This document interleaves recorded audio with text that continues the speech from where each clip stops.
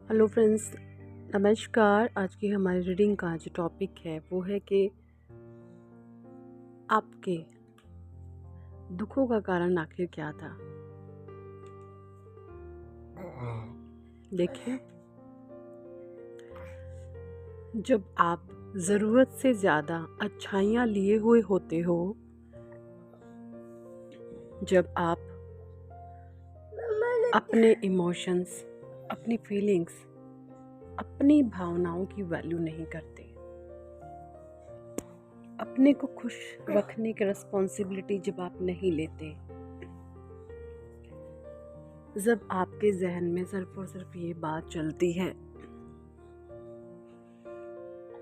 कि मैं अपनी भावनाओं का गला घोटूं, अपनी फीलिंग मैं ना कहूं, अपनी बातें मैं ना कहूं,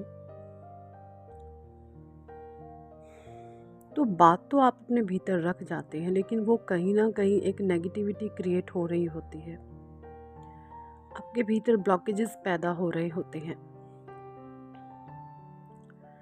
और जब उस चीज़ की अति हो जाती है फिर होता है ब्लास्ट, और फिर वो पेन आपके दुख का कारण बनता है, या वो आपकी दबी हुई फीलिंग्स, आपका इमोशन आपके दुखों का कारण बनता है।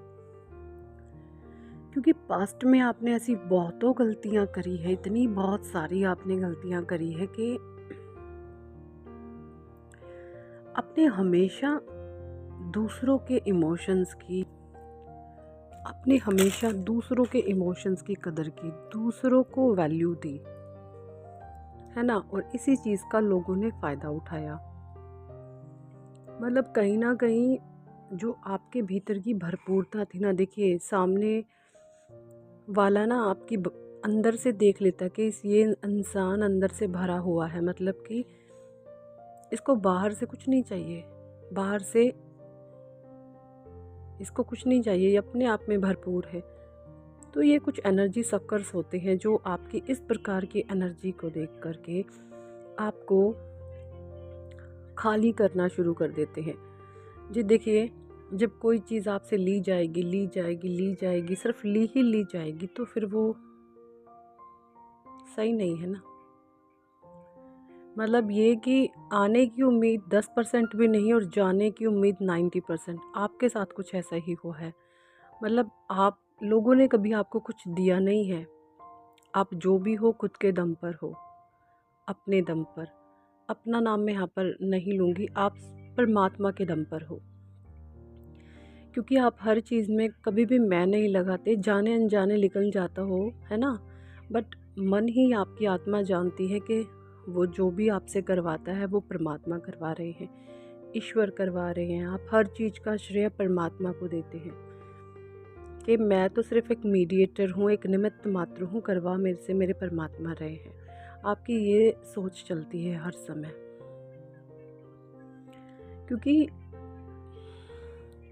और अब आपके साथ सिचुएशन ये है कि जब आप अपने लिए स्टैंड लेने की कोशिश कर रहे हो, या जो आपके डियर वंस हैं, ये आपके कोई भी प्यारे हो सकते हैं, इनके लिए जब आप स्टैंड लेने की कोशिश करते हो तो चीज़ें फिर से आपको उसी प्रकार से दिखती हैं। लोगों को ये चीज़ आपकी भाती नहीं है। उनके माइंड में ये गेम चलती है कि आज तक तो हमने इससे छीना ही छीना है, अब ये कैसे बोलने लग गया, अब ये इसमें कैसे इतनी हवा आ गई, है ना। हवा तो आई है भाई, हवा आपको परमात्मा दे रहे हैं, आपकी कॉन्शियसनेस को बढ़ा रहे हैं, आपकी चेतना को हवा मिल रही है।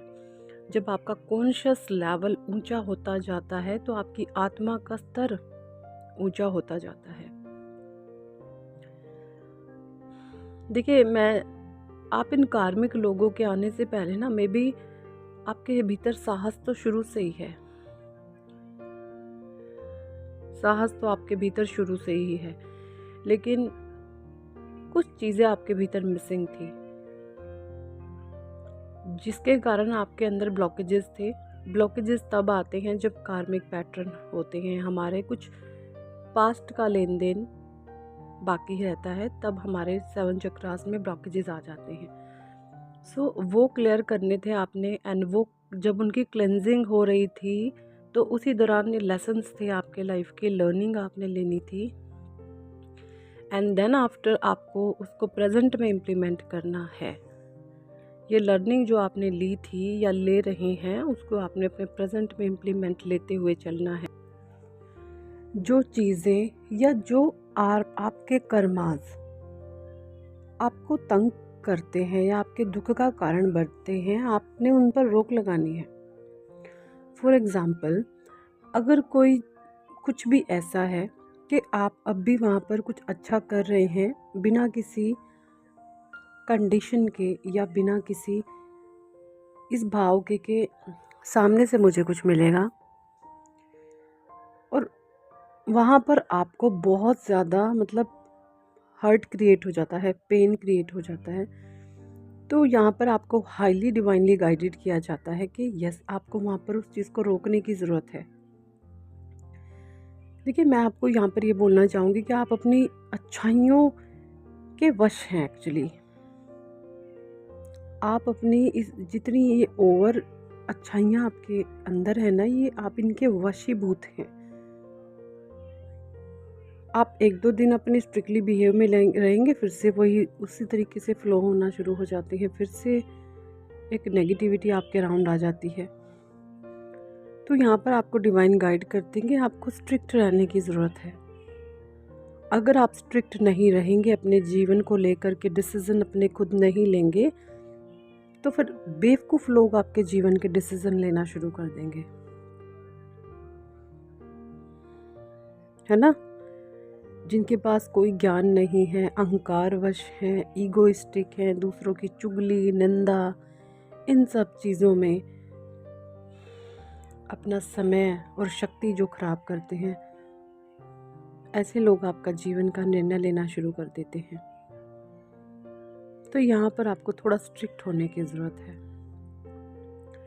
स्ट्रिक्ट मतलब ये नहीं होता कि आपने किसी का सर फोड़ना है, बिल्कुल साइलेंट, जितना हो सके कम बोले, बिल्कुल कम, जितने शब्दों की आवश्यकता होना सिर्फ उतना बोले। एब्जॉर्ब करें लोगों को, चीज़ों को, सिचुएशन को, लोगों के बिहेवियर को, क्योंकि बाहर की चीज़ें हम जब एब्जॉर्ब कर पाते हैं, जब खुद हम पीस में होते हैं, खुद हमारी जो मेंटल स्टेट ऑफ माइंड होती है वो पीस में होती है, जब हम बाहर की चीज़ों को एब्जॉर्ब कर पाते हैं। और बाहर की चीज़ों को एनालाइज करने के बाद, एब्जॉर्ब करने के बाद, इस तरीके का आपने एक्शन लेना है जो आपको हर्ट नहीं करेगा,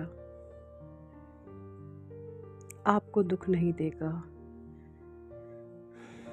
देखिए, ये स्पिरिचुअल जर्नी होती है ना, यहाँ पर आपको स्टेप स्टेप फूक कर रखना होता है। स्टेप बाय स्टेप आपको बहुत अवेयरनेस में रहना होता है हर समय कि मेरा ये कदम मुझ पे ही ना भारी पड़ जाए। तो यहाँ पर आपने अपनी अच्छाइयों को रोक लेना है, अच्छाइयाँ नहीं करनी, ऐसे लोगों के लिए बिल्कुल भी नहीं करनी जो उल्टा आपके ऊपर ही बदतमीज़ों वाला, गंवारों वाला, ये थर्ड क्लास क्वालिटी के लोग हैं। एक्चुअली बहुत ढीठ, बदतमीज़ और नालायक कैटेगरी के लोग होते हैं जो दूसरे की अच्छाइयों का फ़ायदा उठाकर लोगों को ओवर पावर करते हैं। आपने अच्छाइयाँ दिखानी है तो ज़रूरतमंदों को दान दे, नीडी पीपल्स को दान दे, जो बच्चे ऐसे होते हैं जिनको ज़रूरत होती है हेल्प की, है ना, कुष्ठ रोगी होते हैं या जो लोग नीडी हैं, उनको ज़रूर उनकी हेल्प करें।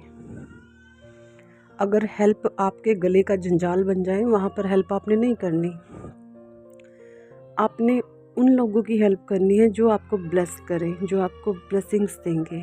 ठीक है जी, यही थी आज की रीडिंग। कितने लोगों के साथ रेजोनेट हुई है कमेंट सेक्शन में ज़रूर बताएं, और अगर आप पर्सनल रीडिंग लेना चाहते हैं तो ऊपर दिए गए नंबर पर आप हमें व्हाट्सएप पर ज्वाइन कर सकते हैं। Thank for watching and listening my videos. Love you all, bye.